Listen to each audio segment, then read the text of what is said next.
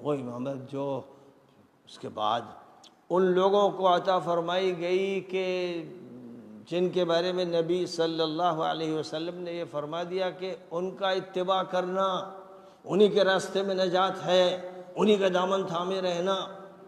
یہ جو بات نبی صلی اللہ علیہ وسلم نے کہی، دعویٰ یہ کیا جانے لگا کہ وہ نبی کی طرح معصوم ہو گئے یا نبی سے فائق ہو گئے. یہ سب جہالت کی، خرافات کی باتیں ہیں. لیکن اس میں کوئی شک نہیں کہ اولیاء اللہ سے ہزاروں درجے اونچے اور بلند وہ نبی کے اہل بیت تھے، جن کے معصوم ہونے کا اس طرح تذکرہ کر دیا گیا. یہ انہی کا اتباع کرنا ہے. یہ حکم نبی کے لیے ہوتا ہے کہ نبی کا اتباع کرنا ہے. جو نبی کے ساتھ ہوگا گمراہ نہیں ہوگا اور وہ جنت کے راستے پہ پڑے گا. یہ بات اللہ تعالیٰ کی طرف سے نبی صلی اللہ علیہ وسلم کو بتائی گئی اور نبی صلی اللہ علیہ وسلم نے امت کو بتائی کہ یہ مقام جو مجھے اللہ نے عطا کیا ہے نبوت کے علاوہ، رسالت کے علاوہ، اب یہ علی کے لیے وقف ہو گیا ہے. کتاب اللہ وعطرتی اہل بیتی، یہ آپ نے کھل کر بات کی، نصیحت کی، وصیت کی، تلقین کی. اللہ کی کتاب اور میرے اہل بیت. تو کسی کو حجت بنایا جاتا ہے تو وہ معصوم ہوتا ہے. اب وہ معصوم شرعی طور پر، قانونی طور پر قرار نہیں دیا جاتا تاکہ انبیاء کرام کا امتیاز باقی رہے، ان کی فوقیت باقی رہے، ان کی اصل حیثیت باقی رہے. تو یہ کہا جائے گا، اس کے لیے تعبیر جیسے صوفیاء کرام اولیاء کے لیے استعمال کرتے ہیں کہ وہ محفوظ ہوتے ہیں، لیکن وہ اولیاء سے بہت بلند و بالا ہیں. یعنی یہ نہیں فرمایا گیا اللہ تعالیٰ کی طرف سے کہ میرا جو بھی ولی ہے تم لوگ اس کا دامن تھام لینا اور اسی کے ساتھ رہنا، تب تمہیں نجات ملے گی. کتنے ہی بڑے سے بڑے اولیاء آتے رہے اور آنے والے تھے، ان کے بارے میں یہ نہیں فرمایا گیا. یہ فرمایا گیا لا خوف علیہم ولا هم یحزنون. جو اللہ کے اولیاء ہوں گے اللہ ان کو خوف سے بچائے گا، رنج سے بچائے گا، ان کو خاص کیفیت طمانینت اور سکینت کی عطا فرمائے گا. یہ ان کا مقام ہے. لیکن یہ مقام نہیں ہے کہ ہم سمجھیں کہ انہی کے راستے پہ چلیں گے تو ہمیں نجات ملے گی. لیکن یہ بات اللہ کی طرف سے، نبی کی طرف سے طے کی گئی کہ یہ مقام علی کو دیا گیا، حسن کو دیا گیا، حسین کو دیا گیا. ان کی اولاد جس کو عطرہ نبی نے فرمایا، یعنی میرے اہل بیت، ان کو اللہ تعالیٰ نے عصمت سے نیچے اور حفاظت سے اوپر وہ مقام دیا ہے کہ جس میں وہ خود حجت ہے. وہ حجت ہے. ان کا فیصلہ صحیح فیصلہ، ان کا اقدام صحیح اقدام. ان کے خلاف کھڑا ہونے والا منافق، مجرم، یہ کھول کھول کر نبی پاک علیہ الصلوۃ والسلام نے فرما دیا کہ بات ڈھکی چھپی نہ رہے.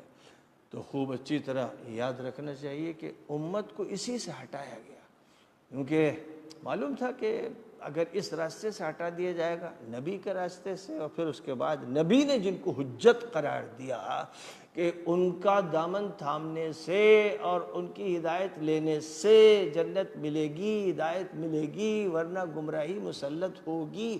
جب ان کو سائڈ پر کر دیا گیا شیطان کی تلبیس کی وجہ سے اور ابلیس کی شرارتوں کی وجہ سے اور دجال کی کارروائیوں کی وجہ سے، جو بھی دجال اپنے اپنے وقت کا رہا، تو اس کا یہ نتیجہ نکلا کہ لوگوں نے جو اصل رکن رکین تھا اور جو اساس مکین تھی اس کو چھوڑ دیا. اور اس کو چھوڑنے ہی کے نقصانات اتنے ہوئے کہ پوری تاریخ خون سے رنگین ہو گئی.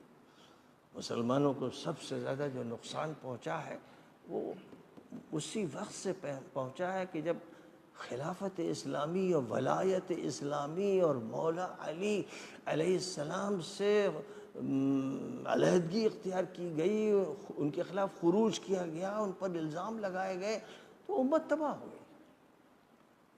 وہیں سے امت تباہ ہو گئی. یہاں فرمایا دیناً قیما ملت ابراہیم حنیفاً.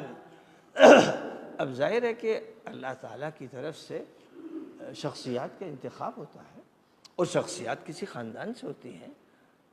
کسی باپ کا کوئی بیٹا ہوتا ہے، کسی ماں کا کوئی فرزند ہوتا ہے. بہت سے لوگوں کو اس سے چڑ ہوتی ہے کہ کسی شخصیت کو نمایاں کیوں کیا جائے.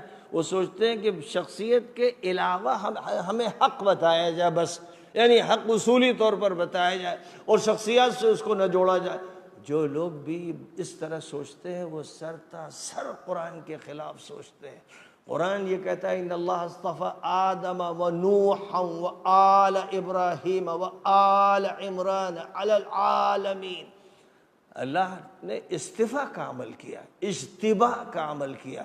اللہ کی طرف سے انتخاب ہوتا ہے. تمہیں لڑائی لڑنی تو اللہ سے لڑو کہ کیوں منتخب کیا آپ نے ابراہیم کو، کیوں منتخب کیا نوح کو، کیوں منتخب کیا ہود کو. تو یہ لڑائی اللہ سے لڑنی ہے. لیکن اللہ نے بتا دیا کہ ہم نے انتخاب کیا، اور جب انتخاب کیا تو کسی فرد کا اور اس کے خاندان کا کیا. یعنی ابراہیم کا کیا تو اسماعیل کا کیا، اور اسحاق کا کیا، اور یعقوب کا کیا. آل ابراہیم کا ہم نے انتخاب کیا ہے.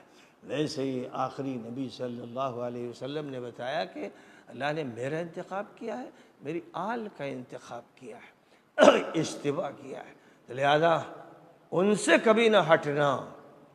تو اب جانتے ہی ہیں، جو بھی پڑھا لکھا ہے وہ جانتا ہے کہ اس امت نے سب سے زیادہ انہی پر ظلم کیا جو سب سے زیادہ نبی کے قریب تھے، نبی کا جگر گوشہ، نبی کے نور نظر، اور نبی کے ساتھ ان کا تعلق ایسا جیسے جسم کے عضو کا ہوتا ہے.